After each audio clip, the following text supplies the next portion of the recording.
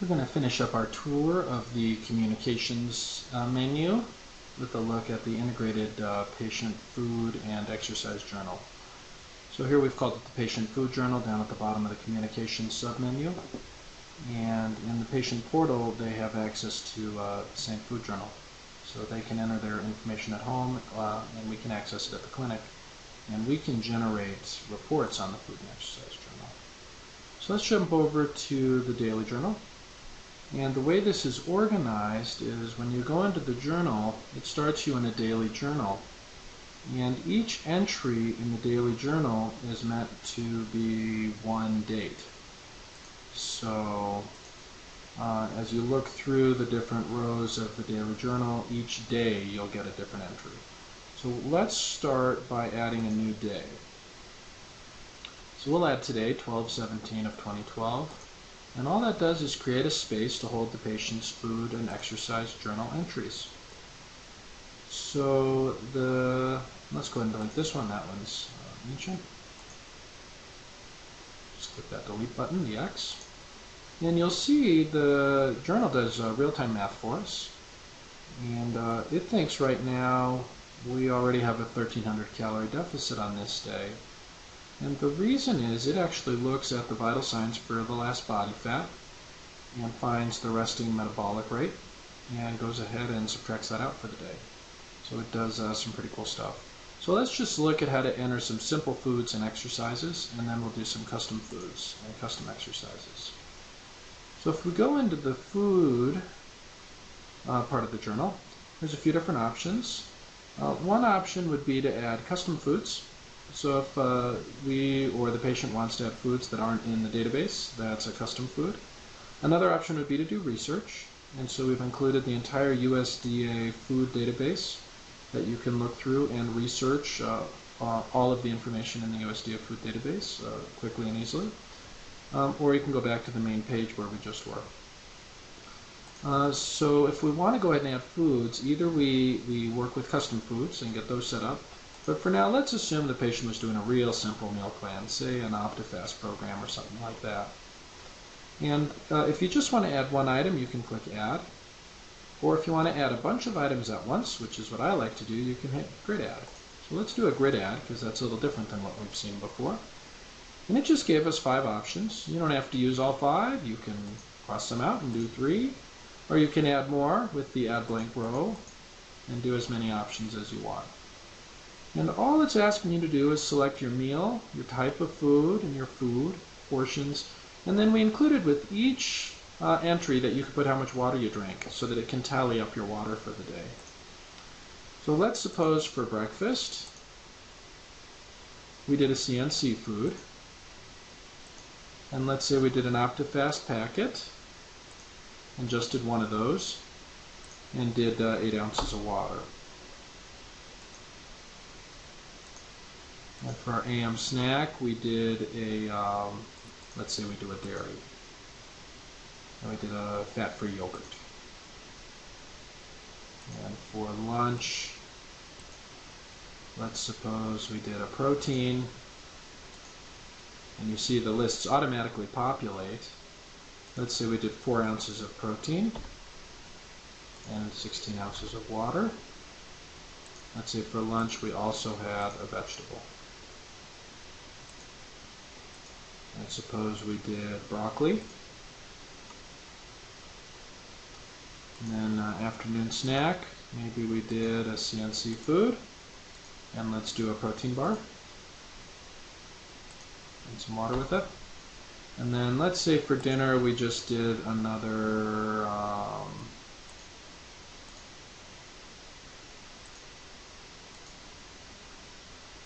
OptiFast. And suppose we had a nightcap, so we'll do a beverage, how about? And let's say we had some tequila. That's sounding mighty nice right now. And let's say that was our day's food. And so what's nice is this is on a nice small screen. Patients can do this on their iPhone or iPad at home. And they can add it as they go through the day. And so we're going to hit insert, the check marks insert. This would cancel. We'd lose all of that data. So let's go ahead and insert our data by clicking the check mark. And you can see the different foods that were entered. So suppose we're done for the day and we want to return to the journal main page. Now it's gone ahead and done some basic math for us. We ate 74 carbohydrates, 81 protein, and so on and so forth. And you can see that now we're only at minus 468 calories compared to the resting metabolism. So that's a quick look at how the food journal works. And we've added a nice feature that if you mouse over it, you can see a quick pop-up of the food journal. Make sure you got everything. And similarly, the exercise journal is very similar. You can add custom exercises, or you can use the exercises from a preset list. Why don't we go ahead and do the preset list? And typically we just add one exercise at a time, so I just click add. And in the preset list you can choose which exercise you want, and there's 30 or 40 of the most common ones.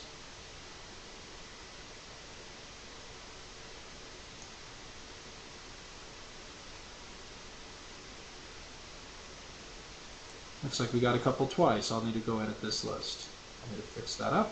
But let's say that we played racquetball, or let's say that we were walking. Let's say we did walking. 60 minutes. Let me add that. And so that added 60 minutes of walking.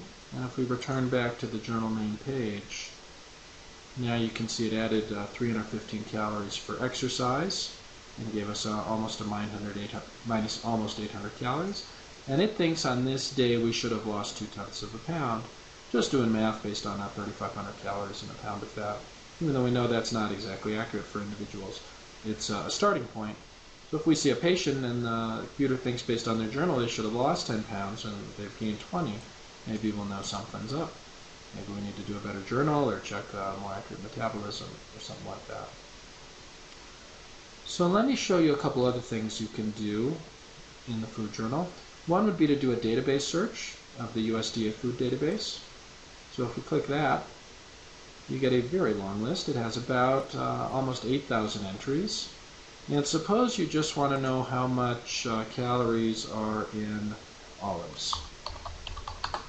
Why don't we search for olive, and you'll see it has 7 different entries for olives. And you can view the entry and look at all of the nutritional information for the olive, and look at all that. You know how much cholesterol's in it, how much vitamin K, how much beta carotene. So if a patient asks you how much pantothenic acid is in an olive, you can tell them now. You can look it up in just a quick second. If you look across, it tells you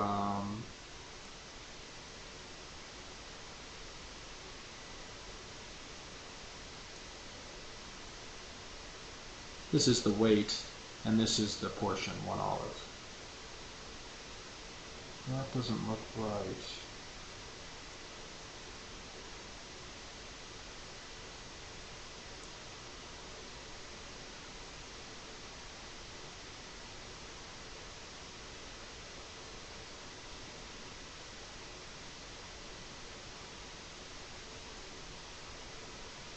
Well, I guess that is right, okay.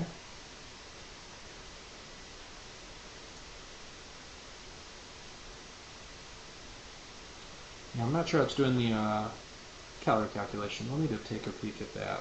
But this, again, comes straight out of the USDA food database. We imported the whole database. Another thing we can do is custom foods or custom exercises. So let's go back into foods and add a custom food for Emil Lazarus. Now, custom foods are different because they'll work just like these foods, but they'll only show up for this patient. They won't show up for everybody else. So we'll just add that one food, and when we click add, it brings up exactly the same fields, just vertically instead of horizontally. Suppose for dinner, we want to have another food. And we did that lean cuisine. We'll just add one of them, and we can add it.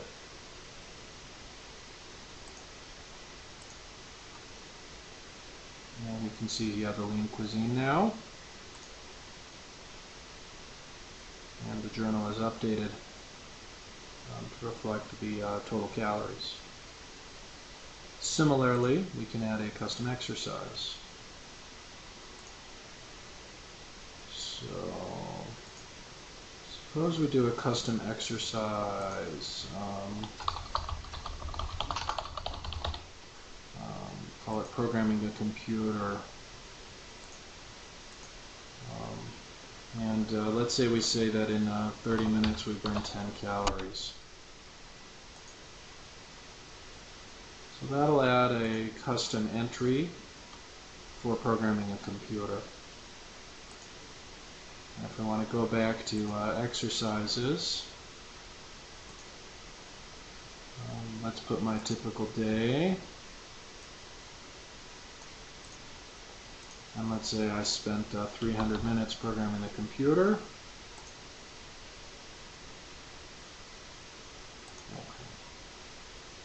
And if you want to look at the information, how many calories did that burn? I burned, it rounded it to 51 calories.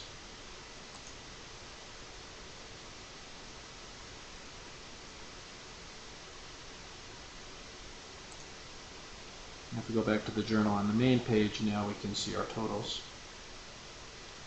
Now, one last note about the food journal is this will give you a tally at the bottom for the total. And a really nice way to do this would be to do a page size of 7 and do it for the week. And you could do a date between, for example. You could say the last week when the patient was in and this week, and it'll tally for the whole week. Or you could do from last visit to this visit. And so I don't think I have any other information in it for patient Amy, but that would be a really nice way for you to get totals and to get averages to see if they're getting their macronutrients and to see if they're getting their fiber and their water and so on and so forth. So that's a look at the Food and Exercise Journal in the Clinical Nutrition Center patient chart, and I hope you and your patients enjoy using it.